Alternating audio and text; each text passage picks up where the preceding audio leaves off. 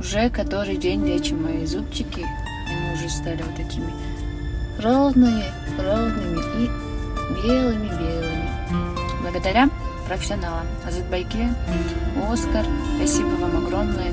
Сегодня вы удалили один зубчик вот здесь вот.